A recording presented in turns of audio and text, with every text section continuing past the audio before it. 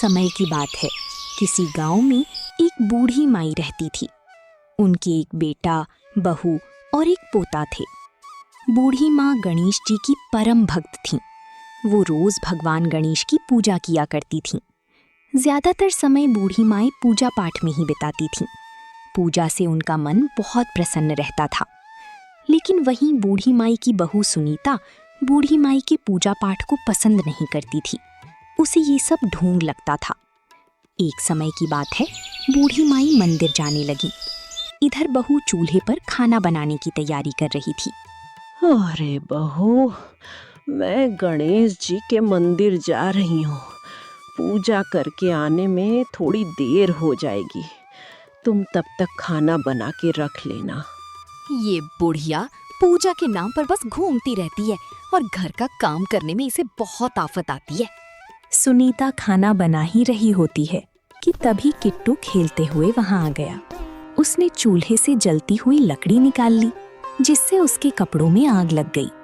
बहू दौड़कर आई और आग को बुझाने लगी। तब तक बच्चा बहुत जल गया था। थोड़ी देर बाद बूढ़ी माई मंदिर से आई। उन्होंने देखा कि आज तो रसोई में बहू ने झाड़ू तक नहीं लगाई, ना ही खाना बना था। अरे बहू, ये क्या, इतनी देर हो गई, अभी तक खाना नहीं बना।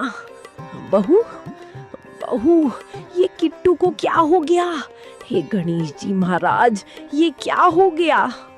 माँ जी, आप वहीं रुकिए। आप मेरे बेटे से दूर ही रहिए। क्या हुआ बहू? तो ऐसा क्यों बोल रही है? ठीक ही तो कह रही हूँ, आपकी वजह से ये सब हुआ है। आपको तो बस अपनी पूजा पाठ से मतलब है और किसी से नहीं है। अब तक आपको क्या फल दे दिया आपकी इस पूजा ने? क्या आपके भगवान मेरे बेटे को ठीक कर देंगे? अब जाइए यहाँ से। बूढ़ी माई को सुनीता की बात से बहुत ठेस पहुंचती है। बूढ़ी माई रोते हुए वहां से चली जाती है और भगवान गणेश के पास बैठकर रोने लगती है। फिर शाम को बूढ़ी माई का बेटा चंपक आता है। तब सुनीता उससे बूढ़ी माई की शिकायत करने लगती है। सुनो जी, अब इस घर में या तो आपकी माँ रहेगी या फिर मैं। क्या हुआ सुनीता, ऐसा क्यों बोल रही हो? आपको किट्टू की हालत दिखाई नहीं दे रही? सब आपकी माँ के कारण हुआ है। उन्हें घर का एक काम नहीं करना होता। मैं कितना काम करूं, कितना ध्यान दूं? उन्होंने तो बस एक पूजा का ढोंग बना रखा है। दिन भर पूजा करती रहती हैं, ऊपर से मुझसे फरमाइश करती हैं। बहू आज भोग के लिए ये बना दे, आज भोग के लिए वो बना दे। या तो आप अपनी माँ को इस घर से बाहर निकालो या मैं अपने बेटे को लेकर यहाँ से चली जाऊंगी। अब मैं इस घर में आपकी माँ के साथ और नहीं रह सकती। पर मैं माँ को इस उम्र में घर से बाहर कैसे निकालूं? मैं कुछ नहीं जानती। मैं अब आपकी माँ के साथ इस घर में नहीं रहूंगी। अच्छा रुको, मैं कुछ उपाय सोचता हूँ। अब तो बूढ़ी माई का बेटा चिंता में पड़ जाता है। बहुत सोच विचार करके वो अपनी माँ को निकालने को तैयार हो जाता है और माँ के पास जाता है और कहता है, बेटा तू आ गया, अब किट्टू कैसा है? माँ, वो तो अब ठीक है। बेटा देखना, बहू को समझा, वो मुझे सुबह से उल्टा सीधा बोल रही है। माँ, आप एक काम करो, आप मामा के यहाँ कुछ दिन के लिए घूमने चली जाओ। जब सुनीता का मन शांत होगा तो वापस आ जाना। लेकिन बेटा, मैं तो सालों से अपने मायके नहीं गई हूँ, मुझे रास्ता भी नहीं पता। कोई नहीं माँ, मैं आपको छोड़ाऊंगा। अगली सुबह चंपक बूढ़ी माँ को अपने साथ लेकर जाता है। चलते चलते वो एक जंगल में पहुंच जाते हैं। क्या हुआ बेटा, यहाँ क्यों रुक गया? माँ, मुझे जरा जरूरी काम है, यहीं से लौट रहा हूँ। और हाँ, यही है तुम्हारे मायके का रास्ता, इससे चली जाना। अब मैं चला जाता हूँ। लेकिन ये रास्ता कैसे हो सकता है? मेरे मायके के रास्ते में जंगल तो आता ही नहीं है। अरे माँ, आपको गए कई साल हो गए हैं ना, इसलिए आपको मालूम नहीं। तब यहाँ जंगल नहीं था, अब जंगल लग गया है। अब मैं चलता हूँ माँ। चंपक वहाँ से चला जाता है। बूढ़ी माई रास्ते पर चलने लगती है और चलते चलते बहुत दूर पहुँच जाती है। अब शाम होने वाली थी और वन अभी खत्म नहीं हुआ था। माँ समझ चुकी थी उसके बेटे ने उसे हमेशा के लिए त्याग दिया है। बूढ़ी माई को बहुत प्यास लगी थी। तभी बूढ़ी माई को एक तालाब दिखाई देता है। वो वहीं हाथ पैर धोती है और पानी पीती है। वहीं बैठकर रोने लगती है और भगवान गणेश से प्रार्थना करती है। हे भगवान, मुझे पता है मेरा बेटा मुझे मरने के लिए छोड़ गया है। अब वो मुझे लेने नहीं आएगा। लेकिन भगवान, मेरे बच्चों को खुश रखना, मेरे पोते को जल्दी से अच्छा कर देना, उसकी रक्षा करना, मुझ पर दया करना प्रभु। ऐसा कहकर वो वहीं आंखें बंद करके भगवान गणेश की आराधना करने लगी। बूढ़ी माई ने सोच लिया था कि अब वो वहीं अपने प्राण त्याग देंगी। तभी उसे एक बालक की मधुर सी आवाज आई। जब उसने आंखें खोली तो देखती है कि एक छोटा बालक उसके सामने बैठा था। माई, क्या आप पूजा कर रही थी? हाँ बेटा, पूजा कर रही थी। दिन भर पूजा नहीं कर पाई तो सोचा अभी कर लेती हूँ। माई, मुझे प्रसाद नहीं दोगी?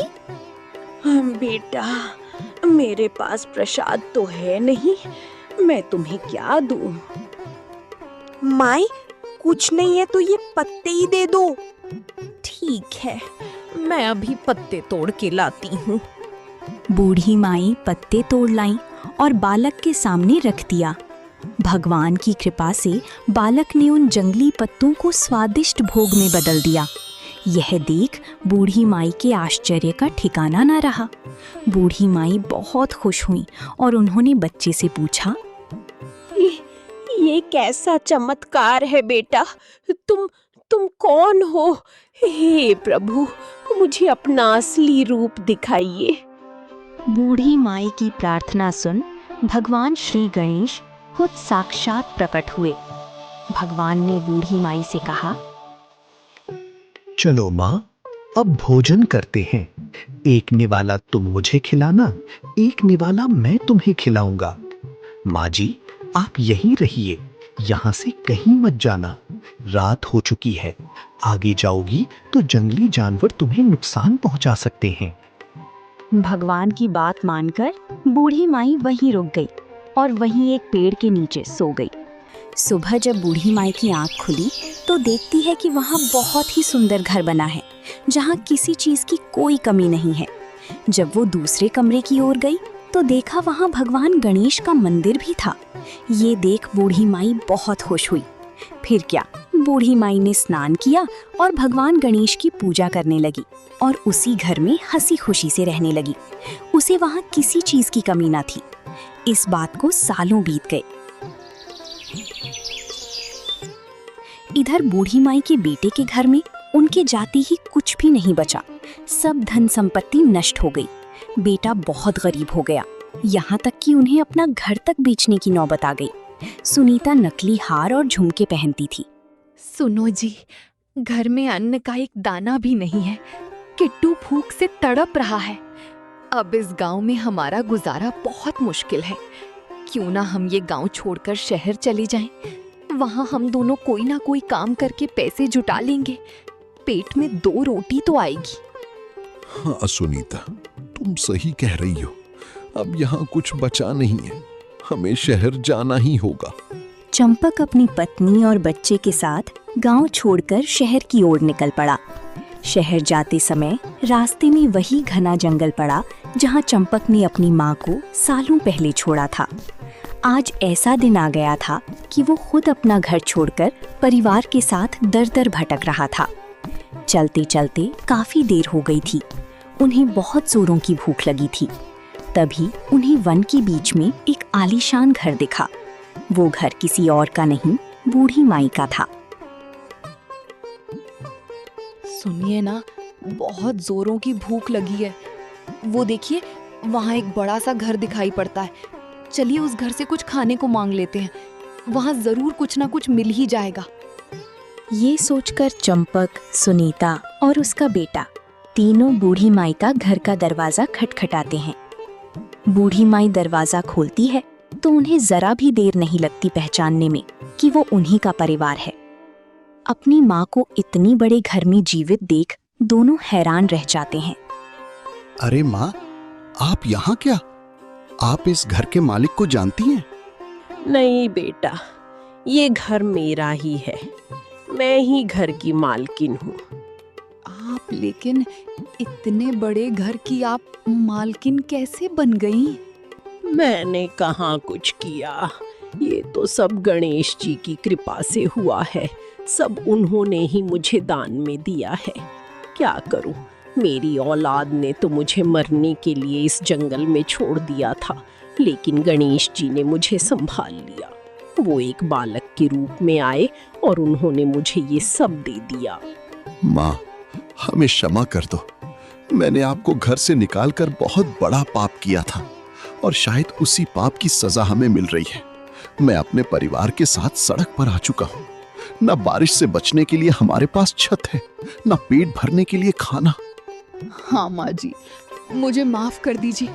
मैं आपको आपकी पूजा को बहुत कुछ बोलती थी, शायद इसी का फल अब हम भोग रहे हैं। नहीं नहीं बेटा, मैं तो माँ हूँ, मैं तो क्षमा कर ही दूंगी, लेकिन तुम्हारी नियति तुम्हें क्षमा नहीं करेगी और उसी का परिणाम तुम लोग भुगत रहे हो।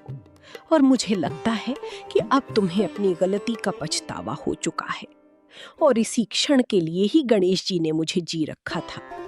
मैं ये सब धन संपत्ति का क्या करूंगी, ये सब तुम्हारा ही है। वैसे भी मेरा समय तो अब पूरा हो चुका, इस लोक को छोड़कर परलोक जाने का। ऐसा कहकर बूढ़ी माई अपने प्राण त्याग देती हैं और गणेश लोक में उनकी आत्मा को स्थान मिल जाता है। इधर बूढ़ी माई का परिवार पछतावे के आंसू बहाता रहता है।